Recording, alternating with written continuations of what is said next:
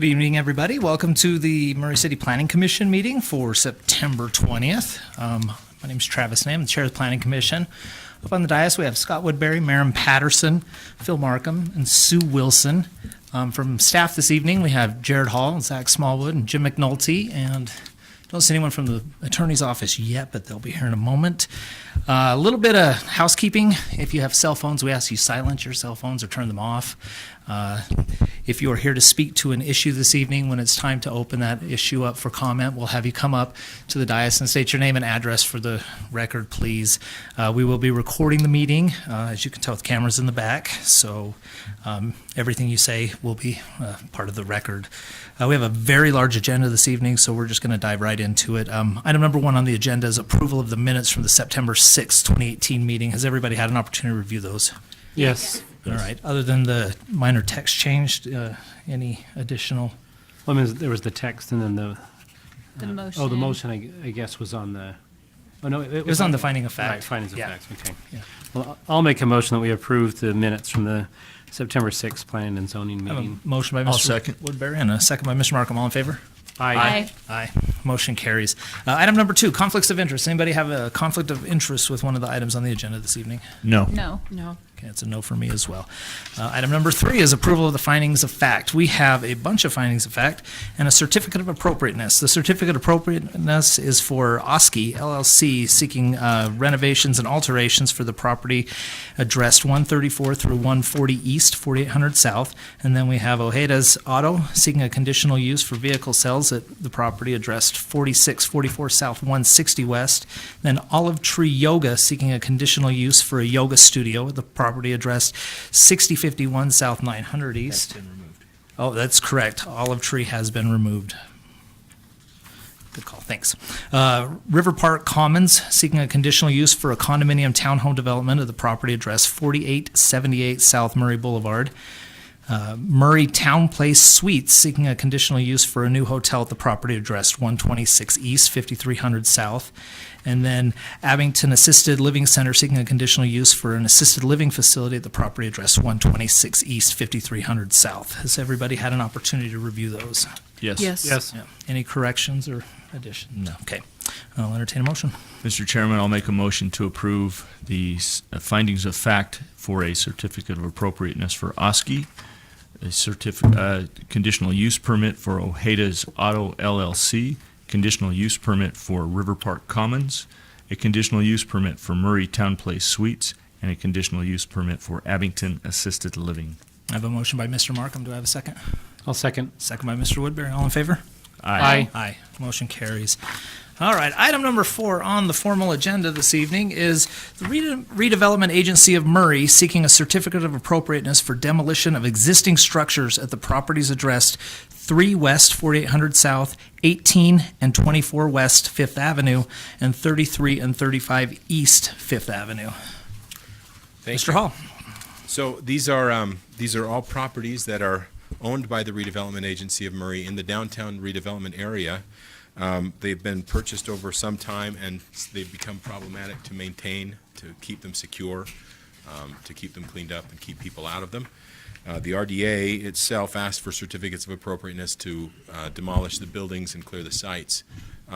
These are all older buildings, but they're not on our list of identified significant historic structures. We do have some pictures I want to go through to show you. They're all identified on this overhead slide. You can see the different properties there, and we'll go through them one by one, so you can see that.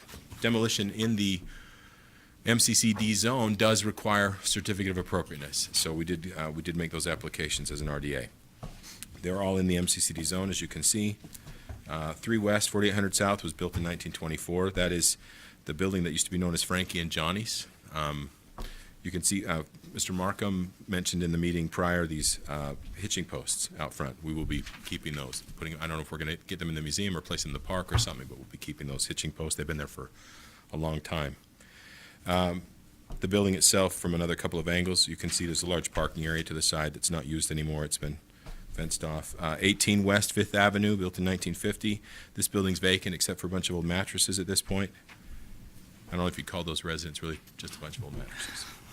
24 West 5th Avenue, built in 1969. The building's in good condition, but it's the one that's our particular security concern. People keep getting into the garage doors and locking us out of the garage door portion. So we're having trouble maintaining that building secure.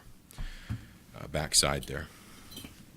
33 and 35 East Fifth Avenue in 1965.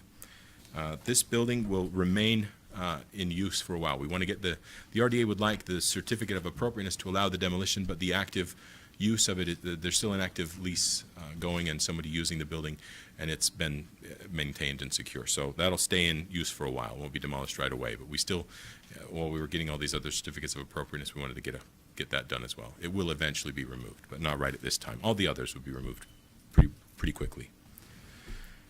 Just the other side of that building. Staff is recommending that the Planning Commission approve those certificates of appropriateness for those buildings. Again, we'll be acting on all of them pretty quickly, except for that one building that we just showed you last. Any question for staff about those certificates? Questions for staff? Not really. No? All right, thank you. Thank you. I guess we don't have anybody else to present, so we'll open this up for public comment. If anybody is here to speak to this issue, we ask just that you state your name and address for the record.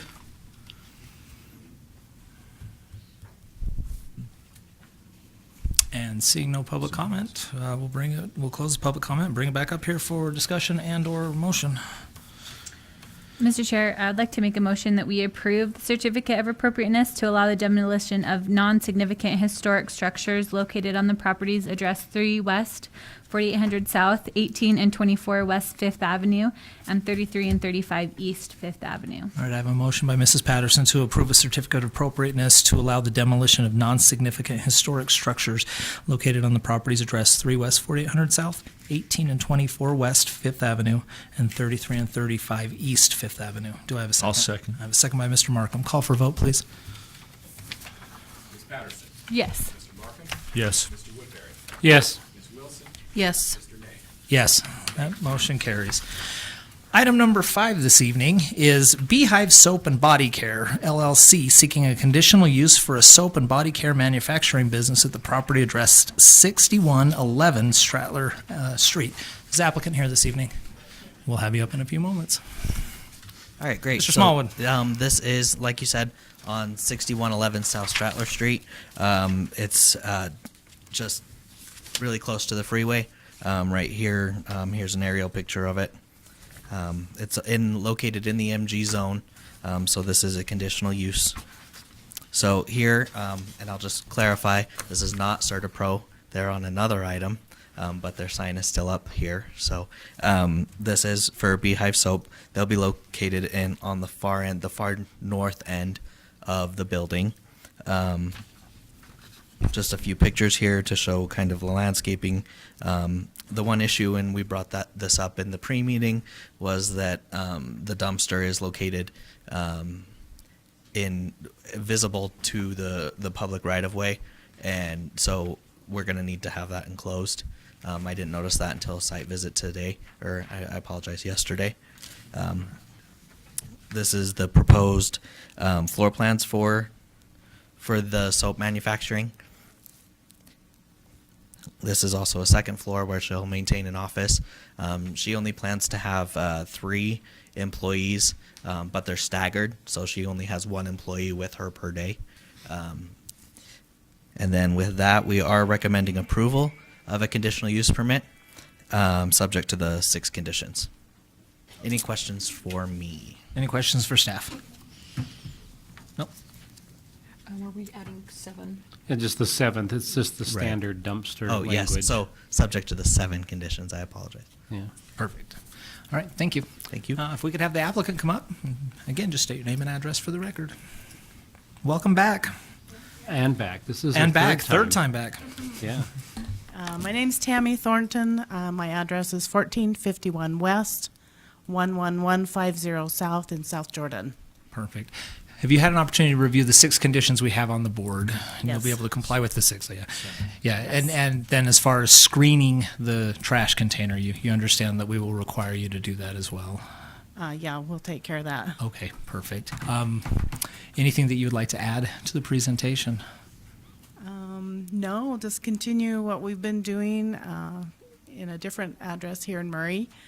Just need a little more room, and the overhead door will make production a lot easier. Perfect. All right, any questions for the applicant? Just a comment that it's exciting to see your business grow. We remember when you came and started in a very small location, and you continue to grow, and that's very gratifying. Yeah, it started in my kitchen, so. Very nice, very nice. So it's her fourth location in Murray. There you go. Oh, I guess she doesn't live in Murray. All right. thank well, you. Thank you. Thank you. We will open this up for public comment if anyone would like to speak to this issue. And seeing none, we'll close the public comment, bring it back up here for motion and or discussion. Well, I guess, Jared, can we just say standard dumpster language? Yeah. Okay, because they'll just copy and paste that from another one. We do have language that we've used on multiple applications. Hence the standard. So, okay.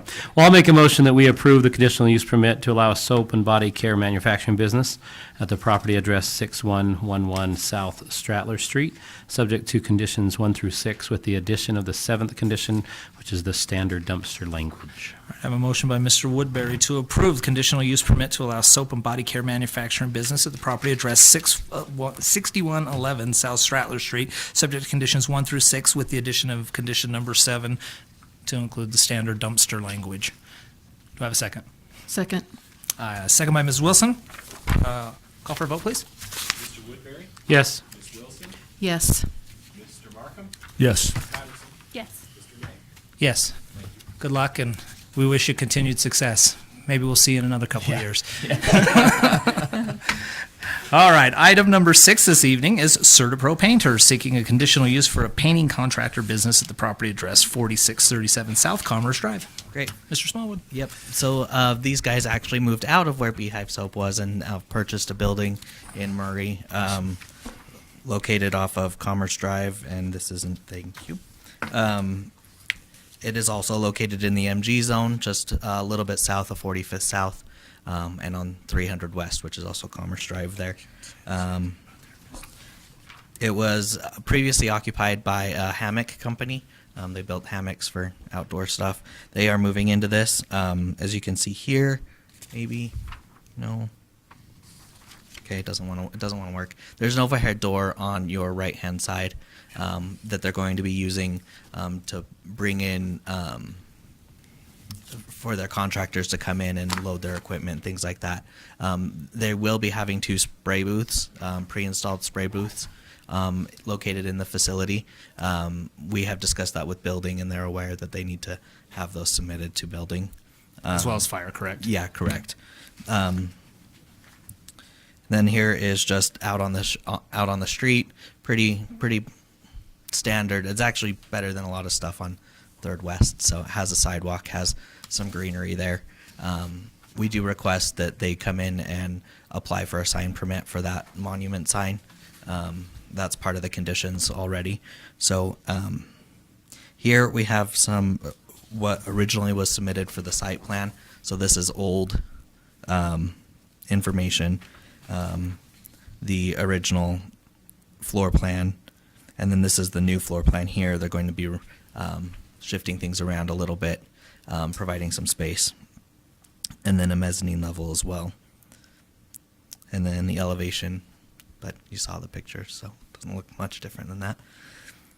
So we are recommending approval of this conditional use permit subject to the 9 conditions. Yeah, do you have any questions for me? Any questions for staff? The only condition I have, or question I have, number 7, it says, work with staff to develop and implement a landscaping plan for the frontage. We just stated that it's better than most. What exactly do they have to do? They would just need to provide, so we need the 3 5-gallon shrubs and 6 1-gallon shrubs. Okay. Those just need to be installed. That can be in the existing landscape. Okay. It just needs to be installed there within that front setback, in that front setback area. Okay. So just removing, probably removing some of the grass. I would like to see those trees maintained. They're Yeah, fairly they're nice beautiful trees. So I don't see a problem with that. Just a couple shrubs thrown in there for good measure. Anything else? No? All right, thank you. Thank you. If we could welcome the applicant back. Again, another successful Murray business.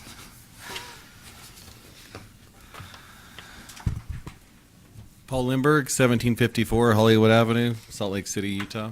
Perfect. Have you had an opportunity to review the 9 conditions? I have, yeah. And you'll be able to comply with those 9 conditions? Okay. Anything that you'd like to add to the presentation? I don't think so. I think so. Any questions for the applicant? Pretty straightforward. So we'll have you take a seat, and All right, we'll thank open you. this up for public comment. If anyone would like to speak to this issue, come on up. State your name and address, please. Doug Wright, 32 West Fifth Avenue. I'm just curious, why would shrubs be required? So we have a landscaping plan in place, and just part of the continuing renewal of the city, anytime we have conditional uses come before us, we require that they come in accordance with the current standards, which would be the addition of the landscape from the last time when someone came before us. Is xeriscaping part of the master plan at all? There's allowances for types of xeriscaping in the landscape plan, but the landscape plan really just programs how many trees you have to have per linear footage of frontage on the street, as well as 5-gallon shrubs and 1-gallon shrubs. Okay, that was all, just an information. That's a good question. Anyone else? Nope. All right, we will close the public comment and bring it back here. All right, Mr. Chairman, I'll make a motion that we approve the conditional use permit to allow a painting contractor business at the property address 4637 South Commerce Drive, subject to conditions 1 through 9. I have a motion by Mr. Woodbury to approve a conditional use permit to allow a painting contractor business at the property address 4637 South Commerce, subject to conditions 1 through 9. I'll second. A second by Mr. Markham. Call for a vote, please. Yes. Yes. Yes. Yes. Yes, motion carries. Good luck, and hope to see you guys back in a couple of years looking to expand again. Thank you. Maybe you can just combine with the soap, come in together. Item number 7 this evening is Hunter Crossing Flag Lot Subdivision at the property address 39 West Wilson Avenue. Mr. McNulty. Thank you. So the property in question, for the audience, you can see it in the overhead. It's been highlighted on Wilson Avenue. It's enclosed with the red line. So that's the site location. The property is zoned R18. As you can see, to the east, we have property zone CD. We have a car lot there. It's a Larry H. Miller lot, and then you have State Street as well. You can see that there's a number of long, deep lot properties in the vicinity. Most of them are quite a bit narrower than this particular piece of property. The R18 zone requires a lot to have a minimum frontage requirement of 80 feet, and this particular proposal does meet that with just over 81 feet in lot width along the public road, Wilson Avenue. Here's a proposed the plat for your consideration, so you can see Lot 1, that would be the existing property where the existing home would be located, and Lot 2 is the proposed lot in the back. That would be pretty good in size, and then you can see the access easement that would run on the west side of the property line on the proposed Lot 1 there. This is the existing house on the property, and you can see that, the home, and then to the right you can see the vehicle parked there in a tree. That would be where the access is coming from, and then you can see some of the debris and junk that's on the property. Now, we do have concerns with that, and we're asking, as per the conditions of approval, that that stuff be removed prior to them recording a subdivision plat, which would be required before they can do their improvements and start building a home as well. So we see some cleanup is needed and necessary for this particular property, but by redeveloping here and allowing for this opportunity, we see it as an opportunity to clean the property up as well with a new home being built on site. So we're recommending that the Planning Commission forward a recommendation of approval for the Hunters Crossing subdivision for the property address 39 West Wilson Avenue as per the 6 conditions of approval as shown above. I wanted to read condition number 6 so everybody is aware of what that condition is requiring. The existing shed at the rear of the property will be removed prior to plat recordation. All junk vehicles and debris at the rear of the property will be removed prior to plat recordation. The existing tree that has fallen on top of the fence at the rear of the property will be removed and fence repaired prior to plat recordation. So we have some issues. There could be some other things that residents may bring up here, but we've looked at it. We kind of see what's going on. We realize some cleanup is needed, but it's nice to have an opportunity for potentially a new home and a new family in the area as well. Any questions of staff? Questions from Mr. McNulty?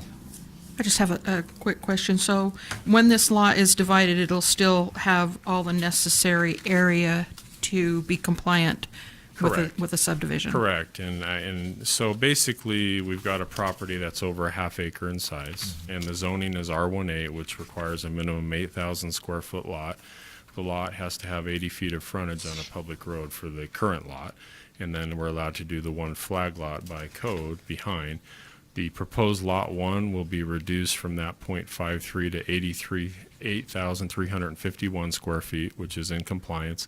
And then the proposed lot 2 will be 14,938 square feet, which far exceeds the minimum requirements. So, Okay, thank you. yep. All right, thank you. Is the applicant here this evening? We'll have you come on up. Good evening. We could just have you state your name and address, please. Dustin Jensen, 12608 Webb Road, Draper, Utah.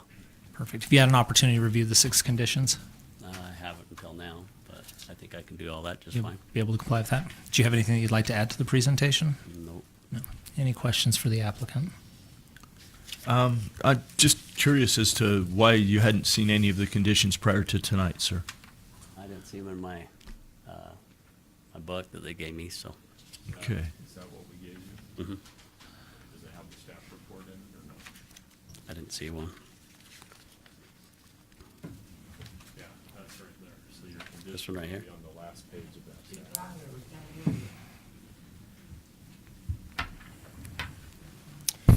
He's in possession of the Okay, I staff see. report. Yeah. He had the agenda and the report, but it Okay. looks like he didn't look through the whole packet, so. I didn't see the debris and stuff being removed, so. Okay. Okay, but you'll be able to remove that prior to recording? Yes, Okay, sir. Perfect. All right, if there are no questions, we'll have you take a seat. And Thank you. We'll open this up for public comment. If there's anyone here that would like to speak to this issue, we ask that you just come up, state your name and address. Good evening. My name is Joan Kidd. I live at 5665 South Emerald Isle Lane, which is around the backyard corner from this. I'm just wondering if this guy gets to subdivide his lot, will subsequent people also start subdividing their lots? This is a narrow street, Wilson Avenue, and it doesn't have sidewalks. If even one car is parked on the street, it's really, it's tight to get up and down there. Is that going to be an issue in the future? I'm just concerned about the space, and then if there's a second, housing on that lot, will there be more parking issues on the street if they have extra cars and can't fit them to the back? I can't actually see where the driveway would be to the second lot based on the picture here. They said the west side, but I can't actually see it on the drawing. So I'm concerned about extra cars and the small space on that street. Okay. Anyone else?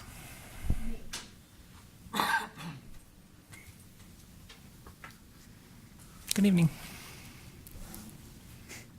So my name's Leanne Johnson. I live across the street from the small house. What I'm afraid of is that we are creating a nickel dime lot on Wilson. Because it's, as she said, if they're able to start subdividing every single plot in the back, then you're going to have a little road going back from every little area on a super small street that we don't even have sidewalks. It's very, very small. It's a safety concern because you've already cut off Rose Circle. So we already have high school kids running down that street a zillion miles an hour. We've got Larry H. Miller, and his cars are always going down that street testing out their new wheels. And then we've got Larry Miller parking his big trucks at the top of Wilson Avenue because he can't fit them into his lot. So you're creating a whole lot of people doing a whole lot of stuff on a little teeny road that was just started by my great-great-grandfather to get his electricity down to the house that we live in. I think you're creating a conglomerate by this. We need to keep things simple so that we can keep our little roads little and our cute little community a community and not just this massive hysteria that we see in other big cities. Thank you. Anyone else?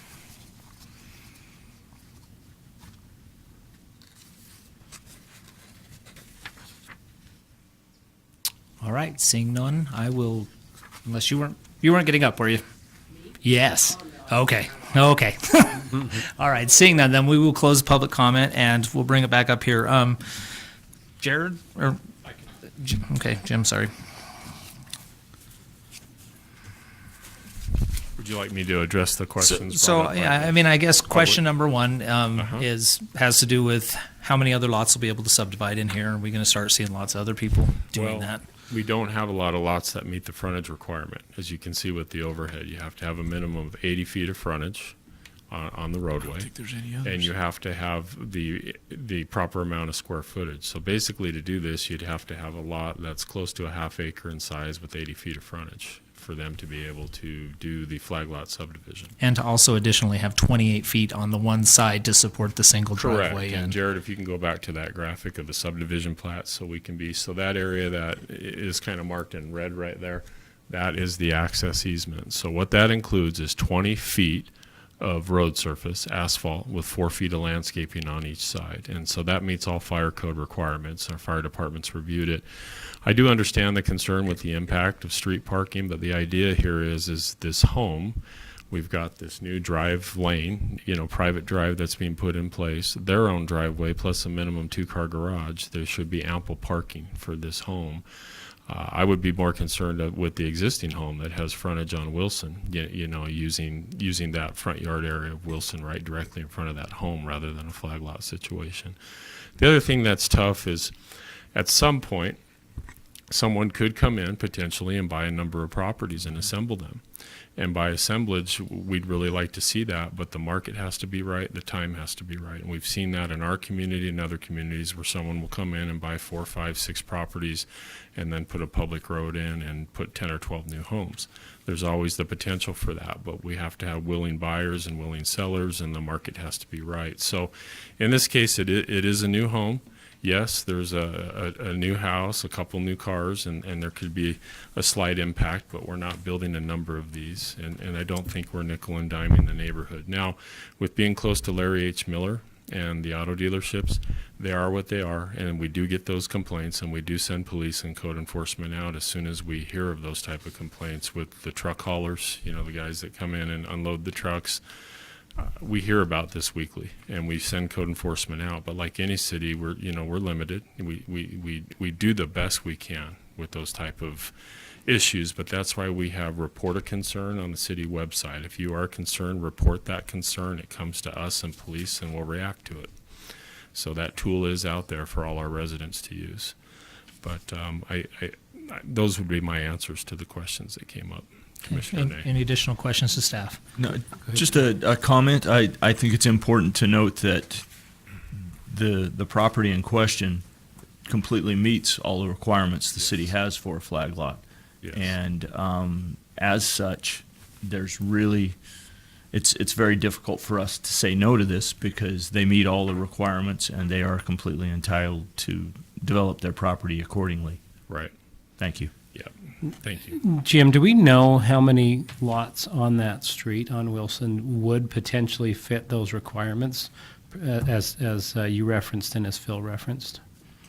I mean, it's hard to We'd tell. have to take a closer look at them, Commissioner. Yeah, I'm just wondering but- if we know, because that was obviously one of the concerns is that there's 3 or 4 or 5 or other lots that could do this, and so I'm curious. I mean, the To be black. honest with you, just looking at the aerial, the overhead, it appears that one is the widest of all Right. the properties. And it's only 81 feet. And it's 81 And feet. so it only has 1 extra foot. So these others look like they're more in They're the probably 65, in the 60 to 70 70 range. foot range. They're in Yeah. the 60 to 70, so they would not unless a developer came in and purchased a number of properties and decided to do a new subdivision. Right. I mean, it looks like potentially the one to the south could, and there's some of those, but obviously there's. I mean, so- it's case by case. We Yeah. have to look at it where, infill is a way to create new housing opportunities in the city, but, we don't see this every day, but we do get some of these. Yeah, and if I can just add to what Phil said, I please. think that's why it's so important that the city has these standards, is because they're designed so that they don't, that they can't turn this into this huge little area with everybody subdividing. That they have to meet. I mean, it says 125% of the minimum requirements, and it's an R18, so it's 8,000 square foot, so you have to have that other lot at least 10,000 square feet. Minimum. Minimum. And so the other thing I've Exactly. seen other cities do in infill situations is rezone property to a Yep. small lot zoning of 5,000 and 6,000 square foot lots, and I don't think the residents in this area would be real happy with that type of change. And I think that would be more of a concern than Yeah. what we're seeing here, Right. because if you do go to, R16, now all of a sudden, you've got the ability to change it a little bit, And, so. and that would be more of a disruption in the neighborhood, Absolutely. so, thank you. Thank you, Jim. I was just going to add too that I think one of the good things for the residents in that area are going to be condition number 6, that is going to require that that property be cleaned up before they can start any type of construction or before the plat can be recorded. Correct. That's a huge plus for everybody in that area, because all the cars, all the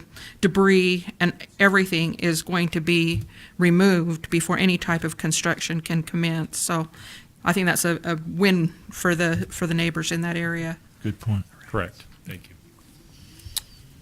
All right. More discussion and/or we'll entertain a motion.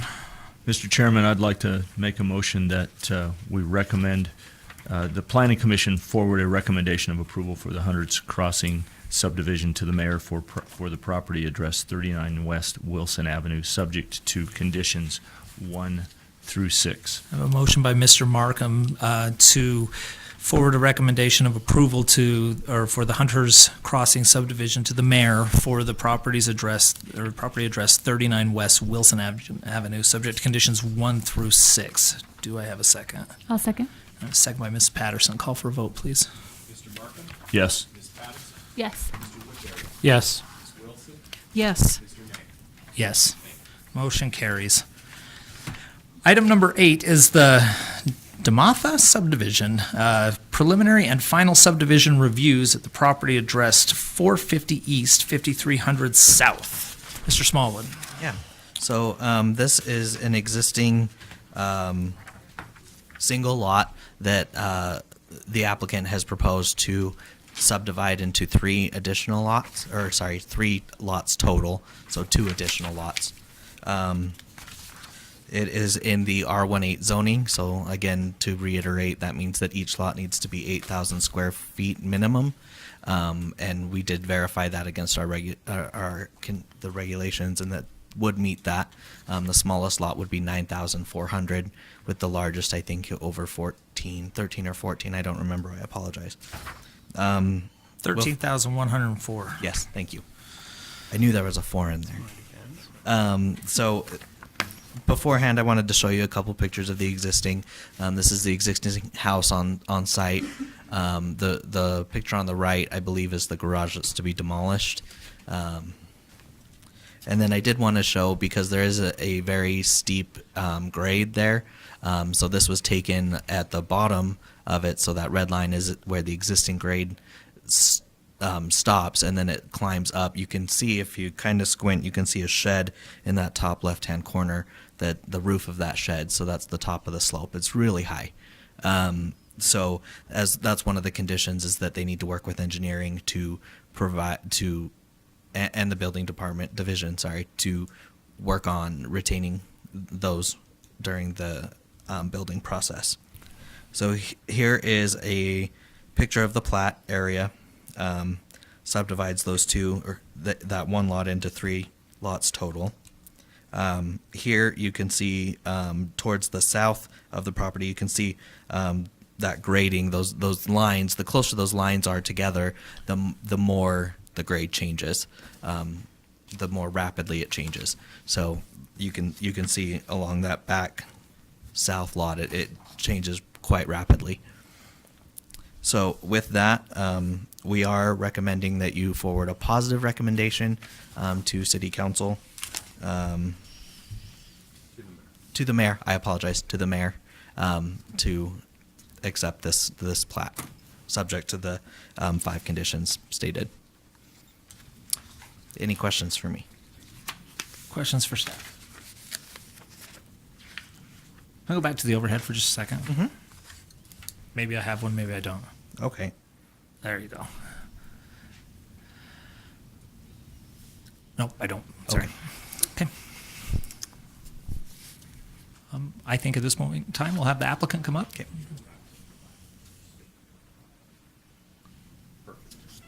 Good evening. You could just state your name and address, please. Good evening, Matt Snade, 5143 South Chinook Way, Murray, Utah. Right. Have you had an opportunity to review the conditions? Yes, I And have. you'll be able to comply with those 5 conditions. Do you have anything you'd like to add to the presentation this evening? Nope, not right now. Any questions for the applicant? I just want to make sure that the applicant's aware of the scope of the conditions. These are significant. The grade change and the steep slopes, retaining walls are extremely expensive along with the excavation. Soil studies have to meet recommendations. There has to be repair and replacement of any damaged curb and gutter along 5300 South. And a major one is going to be restoring utility cuts in 5300 South to new condition. That's a brand new road, and those standards are extremely high, and they are extremely expensive to meet. So mill and overlay of impacting lanes is required, and also providing a bond for these public improvements along 5300. So, Yeah, no, really good points to point out. We've taken the time to meet with all the individual utility you have an departments. idea of the cost of Yeah, all we of actually those. sat down with them, got the exact specifications of that road and overlay that was just put down, which we were made aware, and I know is a big deal to the community and is something that we've already got complete bids for from the recommended paving company of local Murray company of Miller Paving. So they've given us a bid on that. They know the exact qualifications, the specifications. I had them link up with the engineer who was in charge of that recent overlay. So that's definitely not overlooked whatsoever. Additionally, most of the utilities on the public or on the utility plan are on our side of the road. So they'll only have to go in about 14 feet, which is that first section. So we won't be doing a full shutdown of even 2 lanes. It'll just be 1 lane, which is much better for traffic flow while that's happening.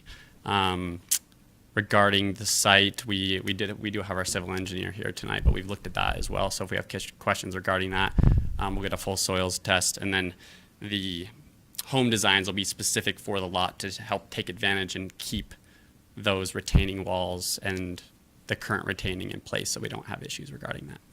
You're doing everything in your effort to preserve as much of the vegetation as you Yeah, possibly that can, was the obviously big- for slow That was the big stability. reason why we wanted these lots and why we think they're really valuable is that there's a lot of good vegetation and mature trees.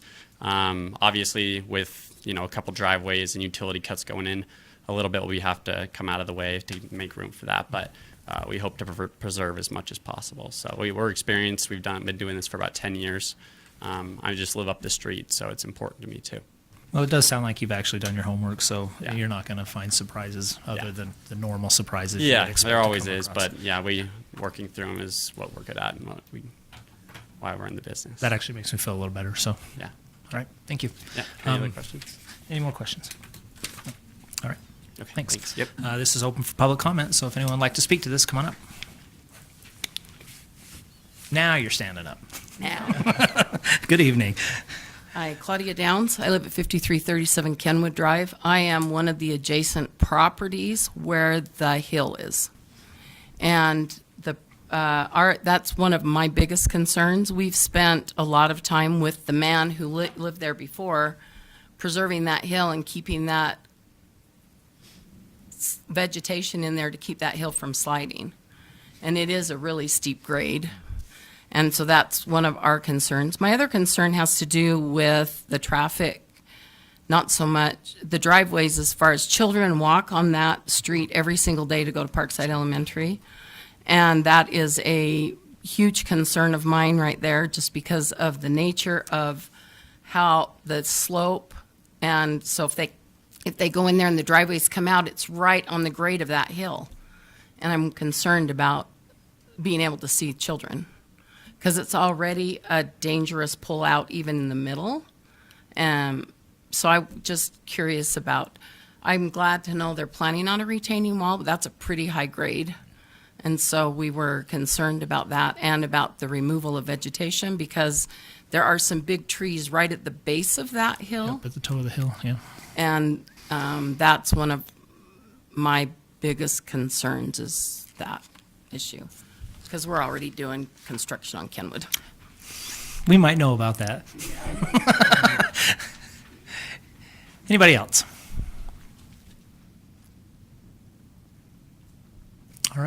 Seeing no one else, we will close the public comment and bring it back up here. I'm not sure there's anything staff needs to address as far as her concerns, correct? I mean, I think the fact that engineering is involved and that Trey, the city engineer, Well, I think we were, I tried to be as specific as possible with the applicant, with the requirements, and make sure that he understands the how important they are. And the city engineer and the city are going to be on top of this, because this could be a very serious situation if this is not done correctly. for the public, you should just know that Trey Stokes, he protects your tax money. If you disrupt a road, you're going to build that road right back to the way it should Absolutely. be. So it's nice to have him around. Well, and staff mentioned already about maintaining as much vegetation as possible. So I know that they're going to be working with the applicant to try and make sure that that stays as stable as possible. Well, So. And I think to the applicant's credit also, he recognizes that on lot one that he needs to have a floor plan that's going to fit Right. and minimize as much work as possible. They don't want to do any more retaining walls than they absolutely have to do. And I think having the trees at the toe of the hill, that's concerning because they really do provide a lot of stability. But the fact that geotechnical engineering is involved, it will be done to a good standard. And if not, well, there'll be issues with it. So, further discussion, motion? Mr. Chair, I would like to make a motion that we forward a recommendation of approval to the mayor for the proposed DeMatha, is that how we're saying I it? think so. Subdivision on the property address 450 East, 5300 South, subject to the 5 conditions in the All report. right, I have a motion by Mrs. Patterson to forward a recommendation of approval to the mayor for the proposed DeMatha subdivision at the property address 450 East, 5300 South, subject conditions 1 through 5. I'll second. And a second by Mr. Markham. Call for a vote, please. Yes. Yes. Yes. Yes. Yes. Motion carries. Good luck with it. Hope everything goes well for you. Item number 5 this evening is the Holbrook subdivision preliminary and final subdivision reviews for the property address 4540 South Commerce. Mr. McNulty. Thank you. So the property in question has been highlighted. You see that in the overhead. You can see directly to the west is I-15 and the off-ramp for 45th South, and then directly to the east is 300 West. The property is in the MG zone. We've had a few applications in this area tonight. So it's in that same zoning district as some of the others we previously discussed. So this is the proposed subdivision. It's a 2-lot commercial subdivision that has been proposed. The acreage is just over an acre at 1.1 acres. There would be 2 lots. The lot that you see to the north, hopefully that helps a little bit. That lot is 0.48 acres, just under half an acre. And then the lot you see to the south is 0.61. So that's the other lot. And then the interesting thing here is we're also including the building. And so the building official has reviewed this plan, and we have a wall that has to meet building code, a common wall, that will be required to divide the building in half as well as the property. And you see the zigzag a little bit. Otherwise, it's pretty standard. There's a little bit of a zigzag in that property line that runs easterly towards 300 West. Let's see if I bring this back. That's the existing condition. As we discussed very briefly in the pre-meeting, the applicant is here. There's a number of cars on the property. Some may be operable and others may not. And we previously approved a conditional use just in the last month or two. And part of those conditions would be that some of these cars would be removed from the site. So we are recommending approval subject to the conditions as outlined in the staff report and on the overhead. The key here is the Murray City building official has building code requirements for that common wall. That has to meet building code on the interior of the building. Other than that, it's pretty clear and cut, standard commercial subdivision. And then, there was a question on some of the vehicles that still remain on site associated with the 2 businesses. That's all I have, unless you have questions for staff. I have a question for you concerning landscaping. Uh-huh. Landscaping requirements out front. If we can go back to that picture Oh, that showed okay. the property. Right here. I mean, if we're going to require a beautiful landscape across the street, to put in some 1-gallon shrubs and a couple Right. of small trees or whatever, that needs attention. That goes back to the conditional use we recently reviewed. Okay, And so they that's on the previous action. That's on the previous action that they have to meet, which we indicated they hadn't received a business license yet. So Okay. they need to meet those conditions of approval as per the conditional Before use. this can take place? Before that goes in there. No, this is a separate application. We're subdividing the property. So where they the can't- application that we saw is the conditional use on the north, Correct. that doesn't impact the landscape on the south because it's now its own personal piece of property? It's its own, it's. I mean, it can, but we're not reviewing an application. We reviewed an application for conditional use on the north, and when they come in, we make them meet the current code requirement. And then the one to the south, I don't know if we have any applications. I'd have to refer to Jared on that one. I've not reviewed any of those. So we But the basically. subdivision, this application is separate from Does the not conditional deal with use. landscaping. Right, then. but basically, the subdivision we're, plat. we're, Fortunate. we're reducing their requirement on the That's conditional use unfortunate. by moving forward with this action. Yes. So let me take that one step further. So there was also a condition on the conditional use that required them to complete the drainage system and pave. So does that go away too? No, that does not go away. That does not. Okay, so even though they're integrated between the two properties. Correct. Okay. And Commissioner Markham, I understand your thought there. It's just that we have a separate application here. This is for a commercial plat, a 2-lot subdivision versus the conditional use application. We've given them a set of requirements that they have to meet or they can't be there. And so it's our understanding that they've not stepped up and done all their requirements yet. As a result, they don't have their business license yet. The other property, I'm not quite sure. We could ask the applicant what her Okay. impressions or thoughts are on that. That would be great. If we could, if that's something we can address as well, because Very we're good. now dividing the building in half, so that beautification should occur on Sure. that whole frontage of 300 East and be consistent. Sure, yeah, and So- my concern is just in the spirit of fairness. The landscape requirements Yeah. are a point of contention at times with hear you. development and that, Yeah. and I really don't want something like this to slip through. Correct. And when they come in, if we don't get them to adhere and meet current code requirements, we never will. And there's examples of other cities, and I don't want to point the finger, but you can tell where Sure. they're not, there's no requirements. They're just Absolutely. letting No, it go we have there. requirements So- for a reason, absolutely. So, Thank you. Thank you. Any additional questions? No. All right. If we could have the applicant come up, please. Good evening. Cindy Holbrook, 985 West Charlotte Drive in South Jordan, Utah. Have you had an opportunity to review the 5 conditions? Uh-huh. And you'll be able to comply with those 5 conditions? Do you have anything that you'd like to add to the I was presentation? just curious how I find out that interior wall, it says IBC code. Where do I find that? The city could give you ready access to the IBC code. Okay. Yeah, absolutely. And it's international code, so you could actually just Google it and it would be there as well.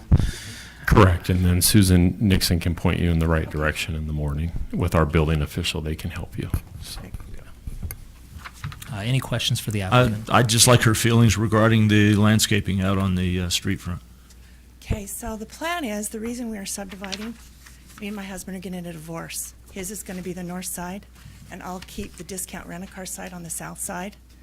And I'm going to be changing up on the south side, I'm going to be changing up the landscape. I've got already a plan from a landscaper. I haven't done anything this whole year because we changed the water. We've had to put in a new water line because both properties were sharing a water. So I just shut the water off and everything has just died. So that's why it looks like it does. But I'll be putting in like a little water feature. I'm going to be putting in a new sign out front. I've got a company looking to do that. So it's gonna look really good on the side. My understanding is on the north side, I think he's gonna sell it. So you're gonna see a whole different person probably coming in trying to get a conditional use permit. Don't know for sure, but I'm just Sure. saying that's a Yeah, I possibility. understand. So things are all changing, a bunch of stuff is changing, so. Any additional questions? We had a question about some of the cars, if they are all part of the same discount No. rent-a-car, what's I mean, Your concern is the cars on the north side Okay. with Equator Sales. I'm sure that's what you're talking about. The south side is fine. Okay. They're all mobile vehicles. So they're rental cars. All right, thank you. If there's anyone here that would like to speak to this issue, time is now. Seeing none, we will close the public comment and bring it back up here for discussion and or motion.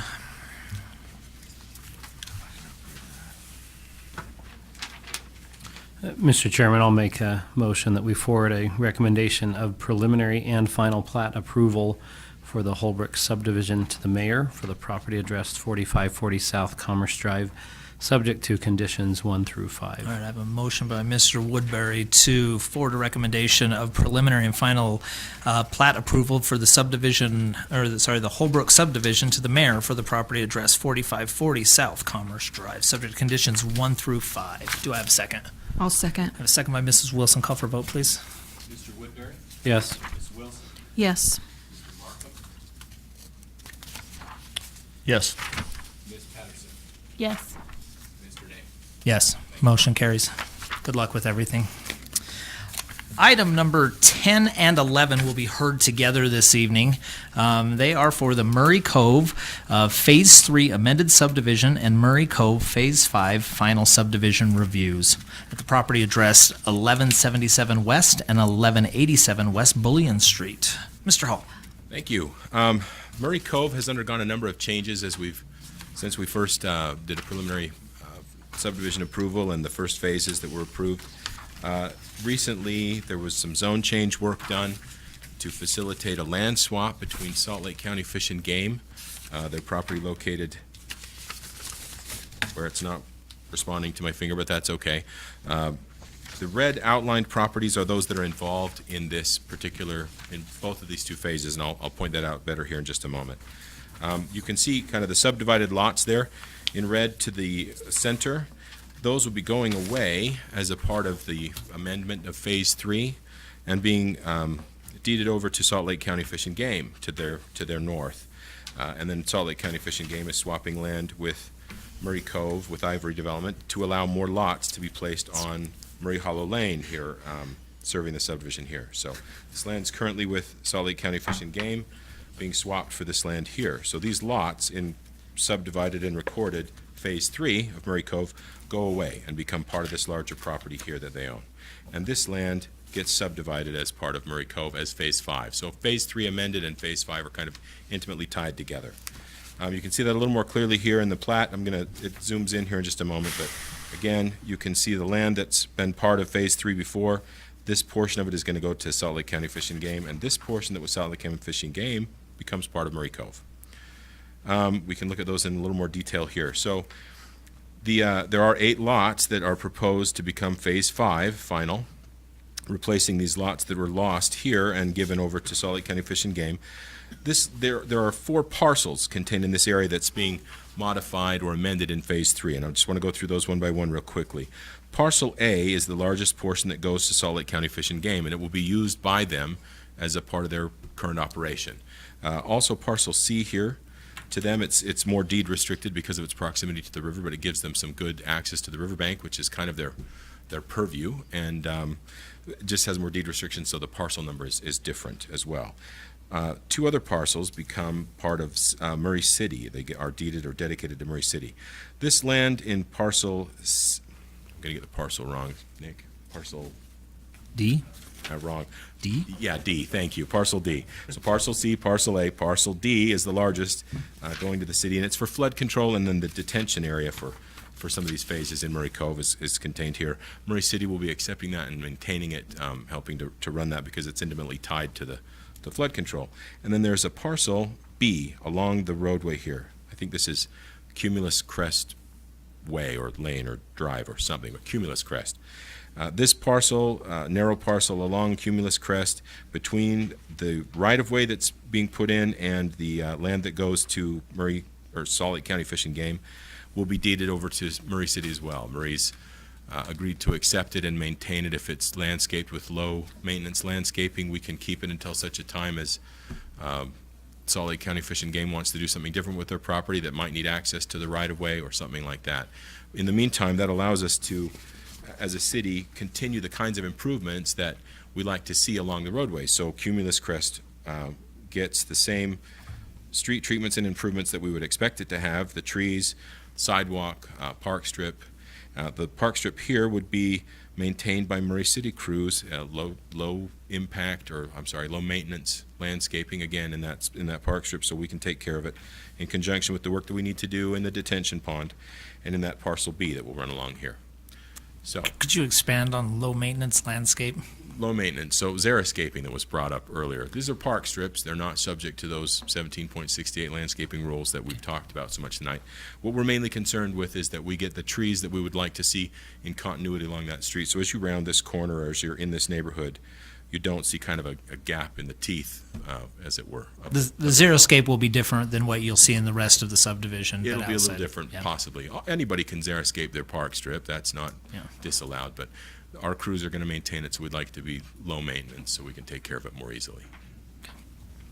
The same goes for parcel B, that parcel behind the park strip that Murray City would be accepting. That needs to be low maintenance as well, this 10-foot area here. Again, with those things, we feel like the subdivision makes sense and we get the same improvements that we want to see throughout. And for their part, Murray Cove is able to add double lots on each side of Murray Hollow Lane as you come in, which has been a big goal of theirs as they've negotiated with Salt Lake County Fish and Game for almost a year, I guess, maybe longer. At any rate, that's the overview of the situation for Phase 3 amended and Phase 5 final. We are recommending approval of both of those items. They do require separate motions and approvals for your action to forward those to the mayor's office for approval. Conditions for Phase 3 amended include the maintenance of those, or the deeding of those different parcels that we outlined. Phase 5 is the standard engineering kinds of things that have to be in place for that final plat to make sense.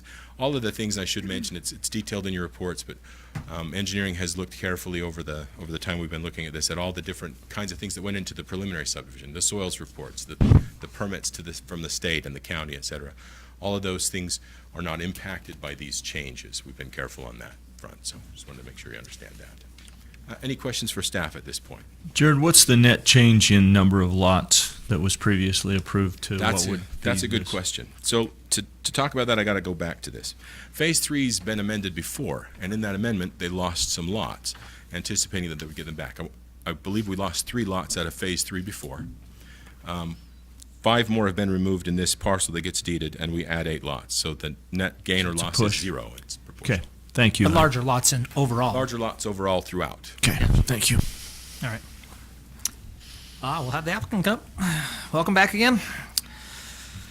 Thank you. Nick Mingo, 3980 South, 700 East, Salt Lake, here tonight on behalf of Ivory Development.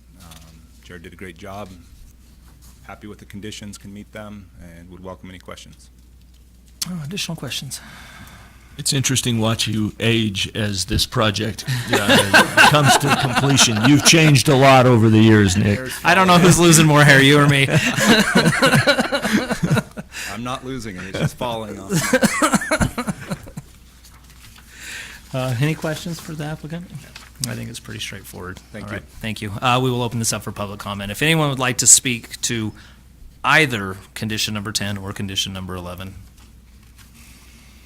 I shouldn't say condition, I should say item number 10 or 11. But seeing none, we will close the public comment period and bring it back up here for motions and or discussions. Pretty simple. Mr. Chairman, I'll make a motion that we forward a recommendation of approval for the amended final plat for the Murray Cove subdivision Phase 3, subject to conditions 1 through 14. I have a motion by Mr. Woodbury to,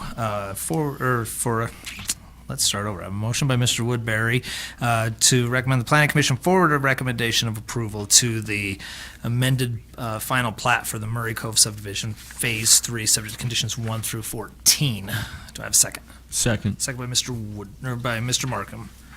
Call for a vote. Mr. Woodbury. Yep. Mr. Markham. Yes. Ms. Patterson. Yes. Ms. Wilson. Yes. Mr. Knapp. Yes. That motion carries. The next, we would need a motion for item number 11. I'd like to make a motion that we recommend, forward a recommendation of approval to for the Murray Cove subdivision, Phase 5, final plat, subject conditions 1 through 10. All right, I have a motion by Mrs. Wilson to forward a recommendation of approval to the mayor for Murray Cove subdivision Phase 5 final plat, subject to conditions 1 through 10. I'll second. And a second by Mrs. Patterson. Call for a vote. Ms. Wilson? Yes. Yes. Mr. Woodbury? Yes. Mr. Markham? Yes. Mr. Nang? Yes, motion carries. Continue to have good luck with your project. Item number. We'll see you soon. Yeah, we'll see you soon. Item number 12 is. Phase 17. Yeah. Item number 12 is Valley Behavioral Health seeking a zoning map amendment from A1 Agriculture to R&B Residential Neighborhood Business at the properties address 6230 South and 6256 South, 900 East. Mr. Hall. Thank you. As you said, this is a zone map amendment request for those two properties. They are at the corner of Holly Avenue and 900 East, at the north edge of the area where the city had previously identified through the general plan the implementation, as property owners requested it, of the RNB zone. We can get to that in just a minute more, but to kind of show the site to everybody more, this is the north edge of Wheeler Farms property as well. There are the two parcels involved. They are currently zoned agricultural, A1, as the Wheeler Farm property there is, and some other properties in the area still. You can see the R&B zoning, actually, that some properties that have been rezoned previously just to their south. We have a number of those, and we'll go through those in just a moment as well. The properties, as you see them from the east side of 9th East, looking west across 9th East, there's the home here at the corner of Holly Avenue and the older home that's, I believe, vacant at this time, been vacant for a while, further south. And then you can see just off to the side here, that's one of the sites, one of the properties that has been rezoned R&B and then redeveloped in the recent past. So we wanted to talk about a couple of those. The subject properties here in red at the north edge, again, this is they're the last two properties going north on that side of 9th East that we've identified to be supportive of a zone change to RNB. So they represent kind of the north edge.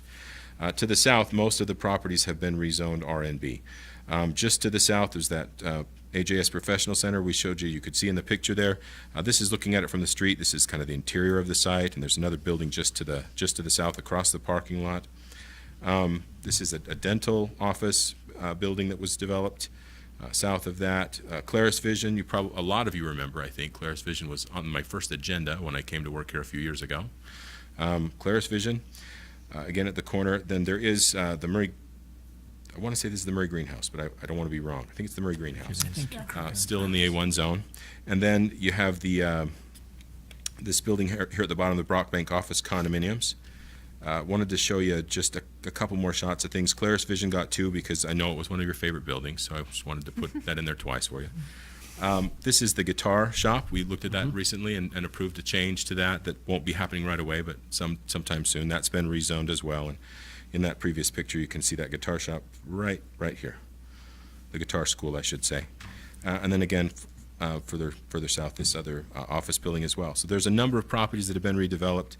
We wanted to show you these photos just because they are kind of representative of the kinds of architectural controls, site design controls that we have in the R&B zone that we've applied several times now and with varying degrees of success. So to talk about the R&B zone, we have to, and the zone change that's requested here, we kind of have to talk about that as well.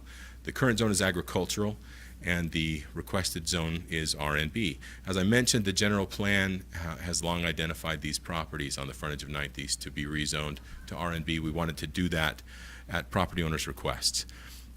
Following a zone change, any development of the property has to be reviewed by the Planning Commission as well. So this is the first time you would see an application here. If the City Council approves, if you recommend to the City Council and the City Council approves a change to R&B zoning, that simply allows someone to come in and make an application to redevelop the site. That means we look at what the building's going to look like. We look at the parking, we look at the impacts to the neighborhood. All of those things are part of the R&B zone. So in reviewing the impacts of the change of zoning, we would expect the impacts to be mitigated by that R&B zone.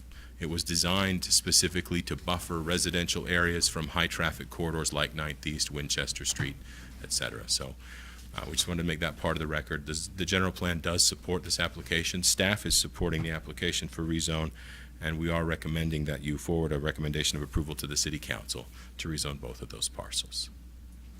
Any questions for staff at this point? Questions for Mr. Hall? In the future, if there is a building, I'm sure there will be a building put on that site. What is the maximum height of the buildings that are allowed in the RNB zone? The listed height is 20 feet, and the Planning Commission during conditional use permit review, which is how you review the site and the building, can approve up to 30 feet. That's 5 feet less than standard residential zoning in the city. So the heights are strictly controlled. Buffering is required. We require 10-foot landscape buffer, 8-foot walls around where it butts up against residential property. In this case, then that would mean the properties, well, there's a better map for that. All of these properties here, this would be the buffer wall required along these property lines. Would the west-facing property line where it butts up to agricultural zone? We consider that a residential zone. Yep. Okay. Yeah, this property line would all be buffered as well. Okay, so we're not going to be seeing any 5-story office towers? No, not allowed in the R&B zone. Okay. Like we said, it's a unique zone, and it's been placed in these very specific, kind of just a few areas of the city with a great deal of deliberation. There's been Good. pretty Thank you. variable scale of the buildings too. I mean, Yeah. from the size of a regular home all the way up to Claris Vision. Yeah, and we do require those other kinds of features and some of those kind of dictate the size of the buildings that get built too. The massing is important. We have to look at that, as well as the height that was mentioned, and then having residential features like pitches and gables and that kind of thing, windows, doors facing streets, etc. Well, and I think the city's done a good job of monitoring the buildings, the new buildings that have been put there. They all fit in nicely with the residential that they butt up against, so I'll continue that. It is my favorite zone, Jared. Is it? Yes, Of absolutely. all You the had a zones in the preference. city, Absolutely. R&B is my favorite. Agriculture is mine, but it's quickly diminishing. Well, yeah, that's true. We like agricultural too, but Any other questions for staff? Legitimate questions. I think you're good for a minute. it wasn't a question, it was a comment. True. All right, is the applicant here this evening? We'll have you come up, please. Good evening. Good evening. Brad Christofferson, General Counsel for Valley Behavioral Health. All right, have you had an opportunity to, well, I guess, is there anything that you would like to add to the presentation? One clarification, in the staff report, it says that Valley Behavioral Health is an agency of Salt Lake County. That is not the case. Okay. We were at one point. The county wanted to jettison us, so Okay. we've been orphaned, but we are a nonprofit. So. Okay. So anything you'd like to add? I think there may be a number of. I think I'd rather address any concerns from Okay. the neighbor from the neighboring property owners. Yeah, I'd be happy to give you a time to rebut. Yeah, absolutely. Okay, so we'll open this up for public comment. Oh, Mr. Hall, before we go to public. Oh, yes. Okay, so we are open for public comment. Mr. Hall apparently has something he would like to read into public comment. And he forgot his glasses. Oh, Name and address for the record, Jared. Sorry about that. yeah, your name and address, please. I live at 4646 South 500 West. Ask anybody that works with me. We did receive a few public comments before the hearing, folks that were either not going to be able to be here tonight or wanted to make sure that they got their voices heard on it. So I wanted to just go over those really quickly for you. A gentleman called and was concerned that folks were, that there would be loitering. He was concerned about the potential for loitering on the site. It's quiet as it is right now, and he was concerned that other than a dentist's office or a doctor's office normal, there might be more loitering at a behavioral health facility. And that would negatively impact the quiet enjoyment of the properties there and his property there.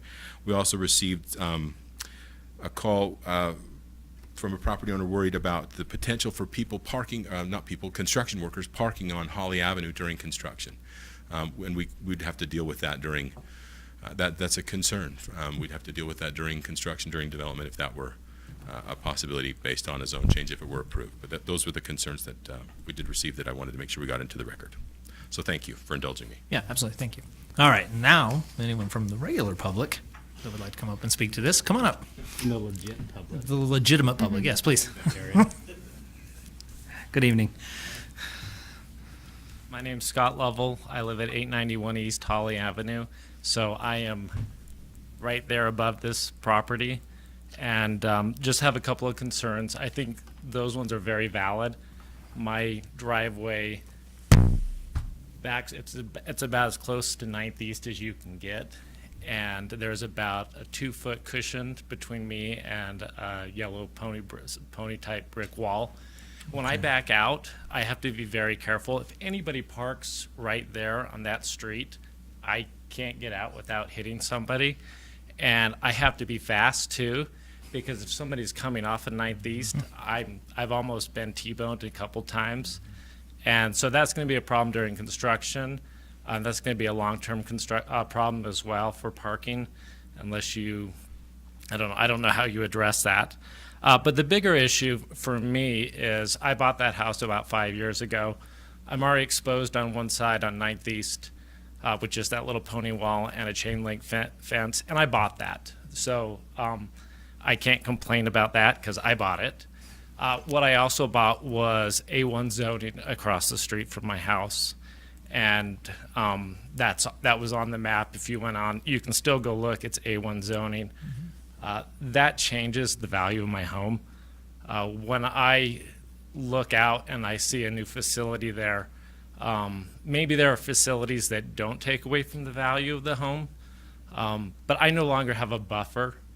And so how much money does that take away from me when one day I go and sell my home? And is it $10,000? Is it $20,000? Everybody seems to get benefits from this except for us homeowners. Valley Behavioral is going to have a new facility. They'll make money. You guys will get tax money. I'm not opposed to that. I live in your city, and I appreciate that. But at the end of the day, it's my value that is going to be lost on my home. And I do have other concerns besides that, but that is by far the largest concern I have. Thank you. You have dogs? I have 2 dogs. Yeah, my dog would really like to come meet your dogs. Yes. Your dogs see my dog every time he walks by. Anyone else? It's a little weird. Woodbury. Yeah. Anyone else? Puppy tender. Okay. Seeing no more comments, we will close public comment. We can give you an opportunity to if you'd like to come on up. I can put a number of these concerns at ease. We've actually been meeting with, I guess what I would call an abundance of meetings with the city, with staff. We've met with Trey a couple of times. He was nice enough to come in on a meeting with building officials and stuff. We've met with Jared a couple of times, Zach. Murray's been very upfront about our ability to have any access whatsoever off of Holly, and basically said, good luck. You're not getting access off of Holly, we're not budging. So we've appreciated that. We've been working with UDOT. We're going to have a right in, right out off of 9th East, and it's going to be closer to the AJ Sorensen, AJ Stosich property there. We've also met with AJ in order to see about some sort of cross parking to get a left turn in from his property. That's not going to be a deal killer either way. If we're limited to the right in, right out, we can do that and make that work. The facility is not going to be a behavioral treatment center. It's going to be a day treatment center. There's not going to be people residential staying there. It's going to be open from regular business hours. It's going to have a focus on adult autism care. So we're going to have people dropped off there. These are adults with autism that are severely handicapped. I'm going to be careful how I say this. It's kind of when students age out of the Pingree Center, which the Valley Behavioral Health operates, the Pingree Center up by the University of Utah, when they age out of that facility, this facility is going to be able to provide additional ongoing care for individuals that are severely autistic. And so they'll be monitored there. It will be interior to it. They'll be dropped off in the morning, picked up in the evening. There won't be any daytime traffic, very little, other than deliveries for the office. So there's not going to be any loitering. It's not going to be a rehab facility. It's not and the staff ratios are pretty high that Medicaid requires on those kind of, so it's going to be one staff to no more than 2 clients. So it's a 1 to 2 staff ratio to clients. As far as traffic, we don't anticipate any traffic being on Holly. As I said, Murray's been very upfront in saying there's not going to be any traffic on Holly. So if that's a requirement, you probably want to find a new site. So other than that, is there any other questions that I can address? As far as Mr. Lovell's concerned, it's been on the general plan to be R&B for, I'm assuming. Two general plans at least. Two general plans. So that's well in advance of when Mr. Lovell bought his home. I don't know that there's actually an impact. I know that's a concern that a lot of people have when they have kind of encroachment on 9th East. I think that's probably been taken into account, any appraisal or anything when he bought that. And so I don't believe there's going to be any impact to his home. There may be a change. There's always change, and we can't necessarily control the change on other properties. We can control the change on some effort on our property, to some extent. As far as the buffer, we know we have to orient it towards 9th East, and we know there's a buffer between that, and we believe we can make the facility work. We are going to be looking for a 2-story facility, but certainly within the requirements of the R&B zone. Perfect. So.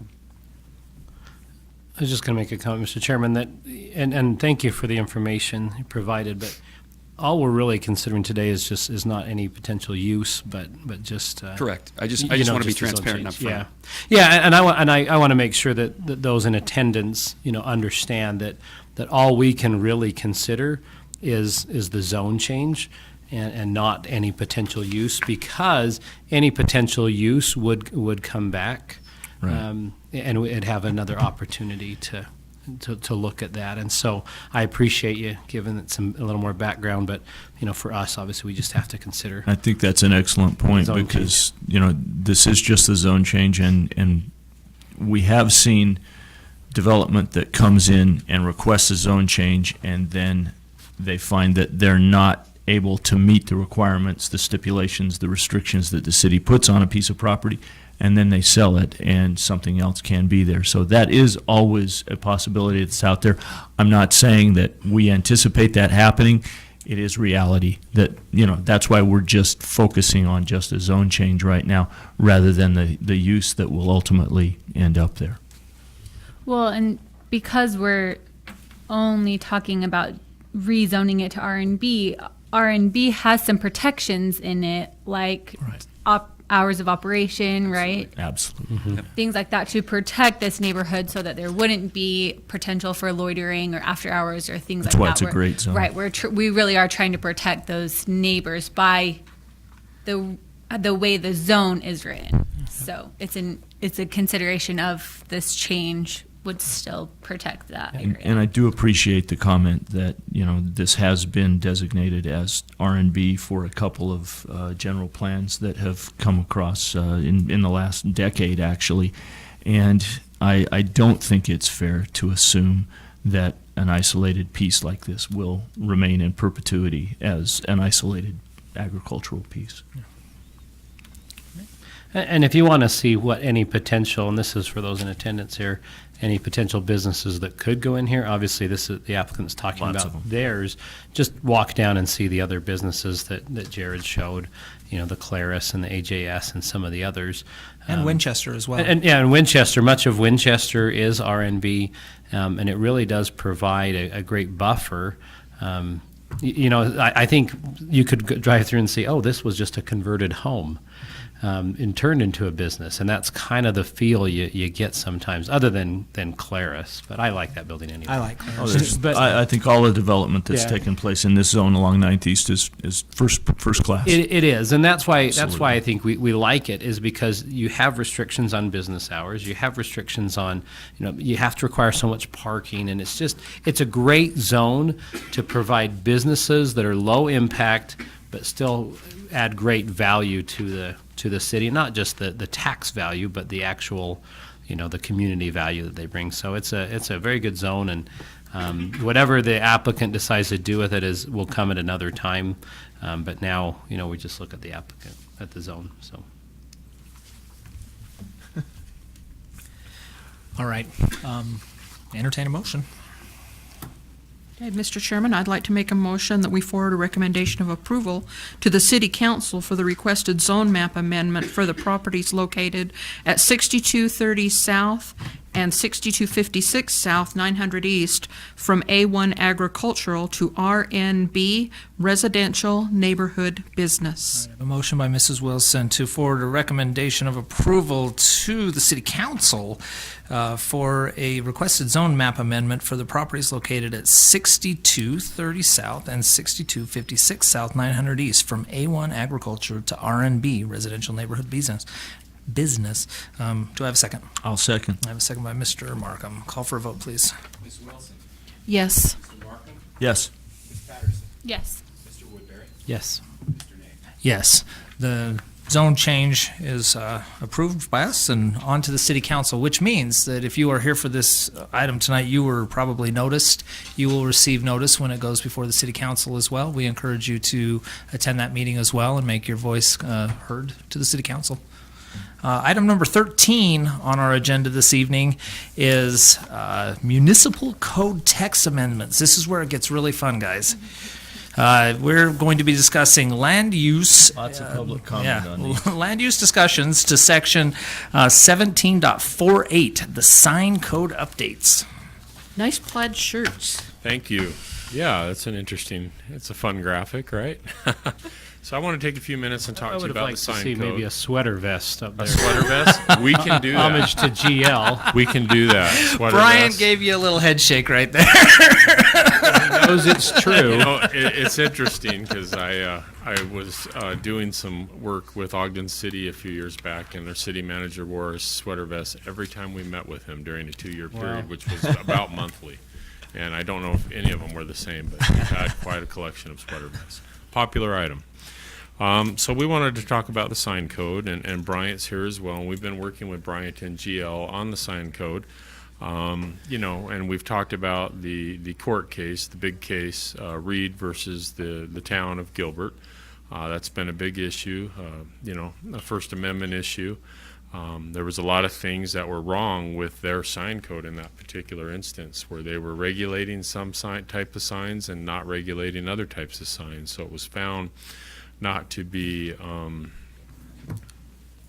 you know, their interpretations weren't even across the board in that particular case. One of the big things that we have a big concern with is when you are dealing with sign codes and freedom of speech and things of that nature, there is no insurance for the city.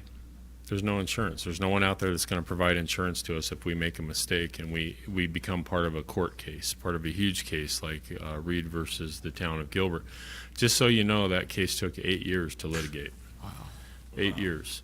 And at first, the attorneys that wanted to represent Reed were pro bono, but they know that as they make, you know, make a huge case out of it, and it becomes a big deal and it's on the forefront, that there's going to be a lot of fees that can be collected.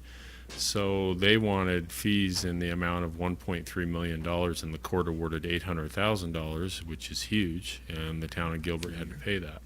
So those are the type of damages we're looking at, and this was just for an individual that had a church, did not have a permanent location. He was, you know, moving around to different locations. They were putting out, you know, temporary signs that you see, you know, the little campaign type looking signs that you see all over the place right now in park strips and on properties. Saturday mornings advertising worship services on Sunday, and they were gone by Sunday afternoon. But the city unfairly chose to enforce on them when they were not enforcing on similar or other types of uses or businesses. So in a nutshell, the court found in favor of Reed, and this is the hand we've been dealt. You know, this is kind of cutting edge sign code law around the U.S. that all the cities are having to deal with now, and so this is the hand we've been dealt. So we want to be sure in our sign code that we're not creating situations that can be unfair or considered or constituted something that we can be taken to court and we violated someone's First Amendment right or freedom of speech. So that's our concern. That's what we're dealing with as planning staff with legal counsel, and that's kind of what the holdup has been. And it's taken a little bit of time to get around that, but we think we're fairly close. We're envisioning probably in the next month being able to share a copy of the draft with you, if not sooner. I'm hoping even sooner, but we'll try to get that to you. It could be in a couple weeks even. But I just wanted to go over some of the graphics with you. So you know that we've been talking about new signage, and we've been talking about some different ideas, one of which is for the mall, for Fashion Place Mall. They've come to us and said, hey, how about an EMC? And you guys know that we've had issues with billboard companies and outdoor advertising and lawsuits and things of that nature.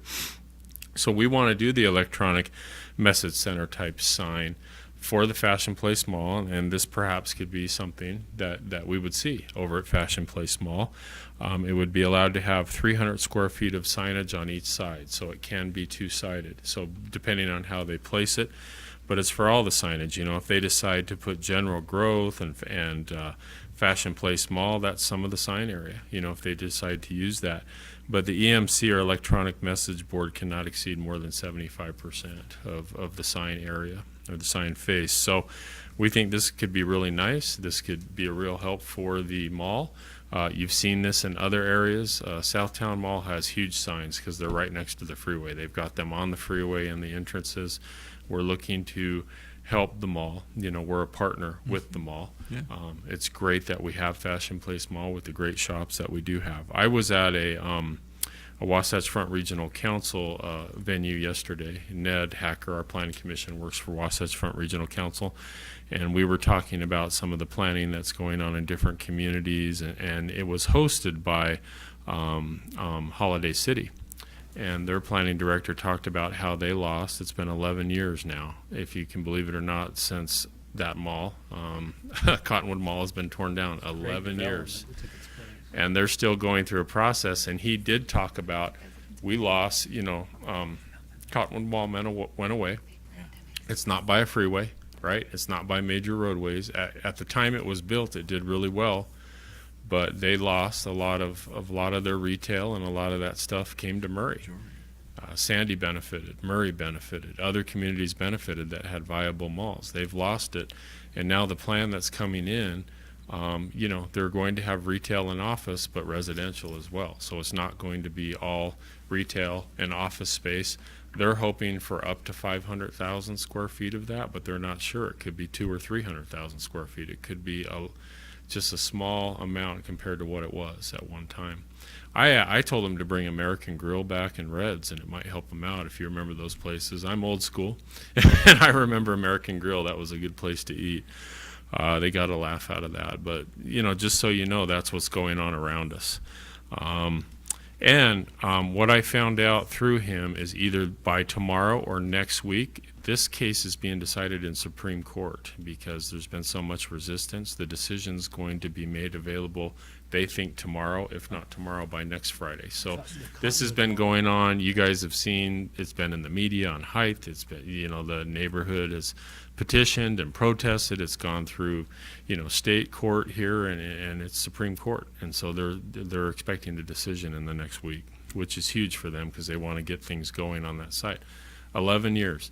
The building, the ZCMI building where I bought a suit years ago, still stands. You know, that's the only thing that's left on the site. So, and the graphics, I'm going to give some props and credit to Zach. Zach's been working on the graphics for us. Strong work, Zach. We think these look really good. Big show tonight. We went with green. We've looked at some other communities, you know, that have some interesting colors. But, you know, Murray, we're kind of green and orange, and we like that black look. And orange. Black and orange. True. For the high school. We're actually just losing green, you know. Are we? Yeah. I'm talking about our city branding, but still, okay. Yes, black and orange, the Spartans. So this would be for a marquee sign that you see at the Murray Theater or Desert Star, giving them an opportunity to have that. It could come out, project 8 feet over the sidewalk and have a minimum clearance of 8 feet, and that's similar to what's out there right now. So if we decide to put one on our theater, we can meet this requirement, and Desert Star can make some improvements as well if they want to at some point. But this is clean, and it's easy to read. This is a menu board sign. If you guys know, you know, everybody goes to a drive-through now and again. I go to too many. Anyways, 2 menu boards is what we currently allow. And so that's what this graphic is showing. It's giving you an idea for the 2 menu boards that are allowed. And so McDonald's is the culprit of this. You know, they have the 2 drive-through lanes with the 2 menu boards. You can do that. Each menu board can be up to 8 feet high, 32 square feet in size, and we're allowing them to have 2, not just one. And so there's been some pushback in the past that we don't allow for these signs to be bigger. We don't want them to be bigger. 8 feet's plenty high for a menu board sign. You know, well, to be honest with you, McDonald's came in recently because they were looking to redo their signs on 45th, the older McDonald's, not the one on 9th, and they wanted 4 menu boards. They want 2 menu boards per drive-through, and we said we're not going to do that. You have 2 drive-throughs, you can have a menu board on each drive-through, and so that's kind of where we're at with them. But this shows the parameters where it needs to be in relation to the public street, the park strip, the drive aisle, all of that. So this is a good one, residential entry feature sign, and so this is a real helpful graphic because it gives you an idea of exactly how tall that sign can be. The sign face is allowed at 6 foot. The structure, if you want to do pillars, is allowed at 8. And then you can see where it could potentially be located on the corner or entry into a subdivision. It's a little larger than we just approved for across from Stillwater. Yeah. right? Yeah. But yeah, I mean that's fine. Yeah. I'm just Yeah. kind of comparing it to what we've recently done. Right. The sign face, and I don't have that graphic, but there's other regulations. We're just showing you the graphics. But the sign face itself, or the sign area, cannot exceed 50 square feet. And we're going to be across the board Great. with that for all monument-based Great. signs. They can have a 50 square foot sign. And all signs have to say Murray City, Utah. I like that. They do. They do. Well, this one, it says Big Show tonight. We had a rock show on there, which Yeah, would be great, yeah. but we just decided to go with Big Show. So, yeah. Oh, I'm sure. Yeah. Oh, I would have so much fun with that. You would.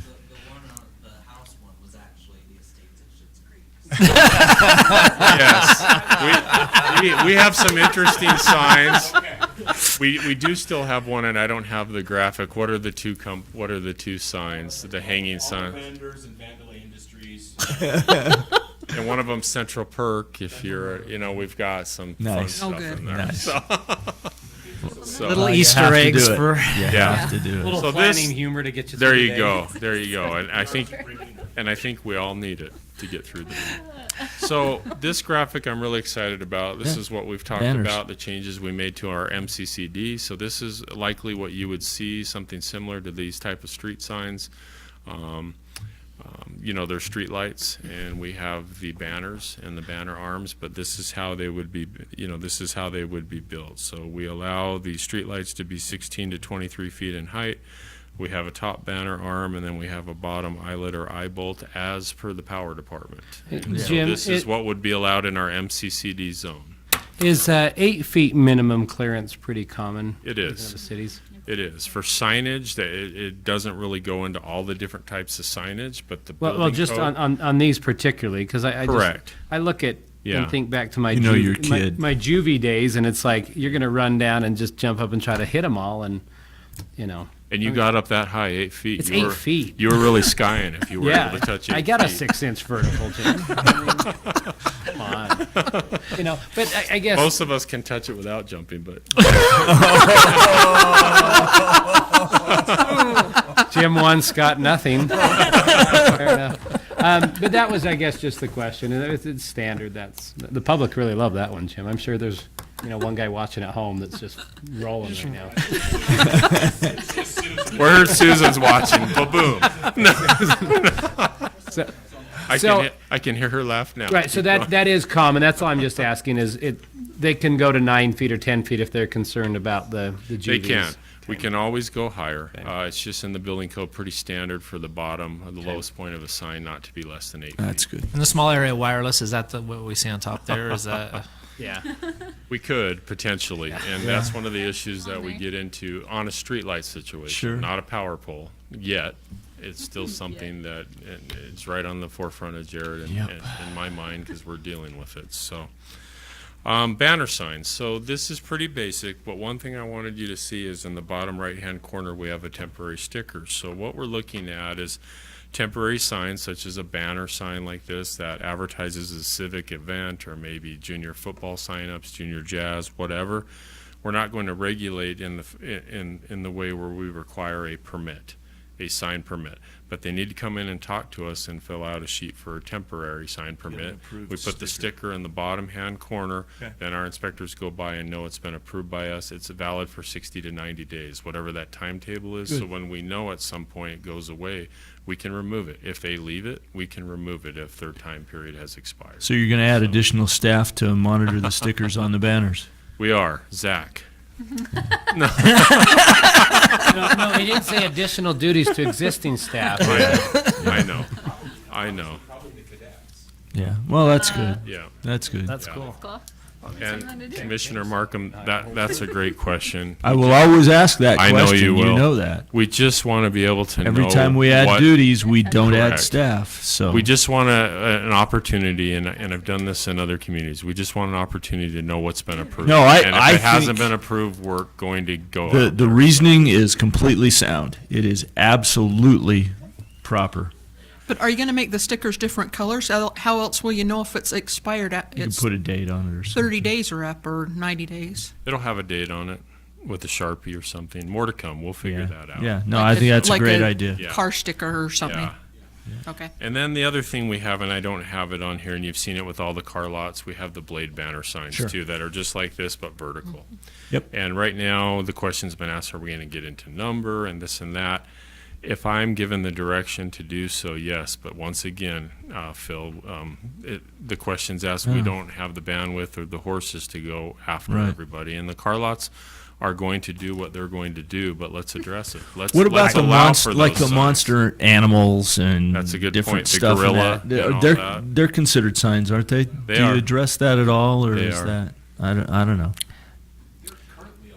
Yeah. Yeah. The gorilla sells cars. Sure. I would like to. I would like to see Those two, yeah, a street frontage, a linear Yeah. frontage for the number of signs that they can have, banner signs Yeah. out front. Me too. I and I will, even years from now, I'll report anytime someone violates it. I will take that away from Zach, and I will. Run out with your measuring tape. Side job. Travis, we'll just deputize you, and you can be in charge of it. Wait, can I drive the cadet car?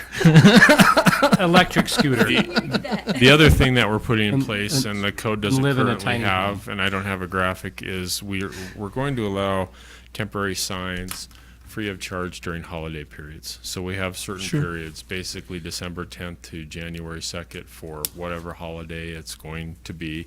That's a free period. But I for think to Jared's advertisement. point, Yeah. there has to be a limit. Yeah.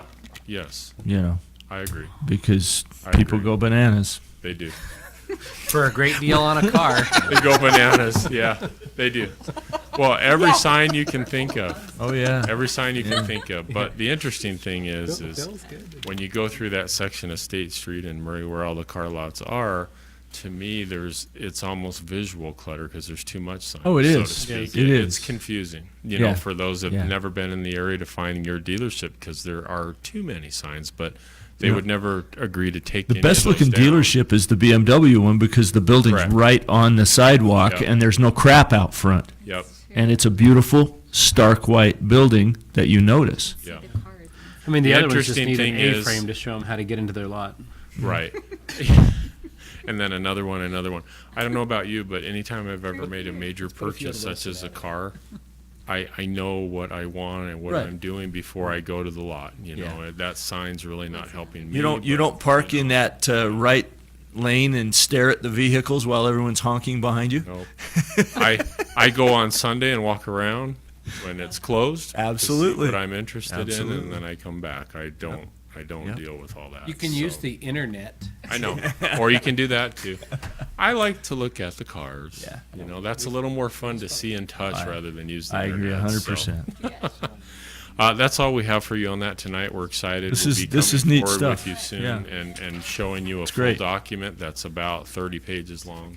Will there be limits, like Jared said? That's something we need to talk about. Please do Yeah. talk about it because I mean, think that's we're important. we haven't gone there yet because Okay. our current code doesn't go into limits. Sure. That's something that we could talk about and Yeah. suggest to the council. I'm just not I'm sure. sure it's not going to be easy, but if they'll agree or not. it's worth a So, discussion. Yeah. Could we also direct Bryant to give us a full, complete presentation on Reed? I have we have a memo, a huge memo. A memorandum of Reed? Wanna give him a presentation? No, I don't really want one. Mr. Chairman. I actually did just Motion read the to synopsis adjourn. on Harvard I wanna Law cut him Review. off. I just read, while I was listening to him, I read the Take a synopsis second. on Harvard Law Review. Strong word. We got a motion and I a s- second. I second. We're done. I agree.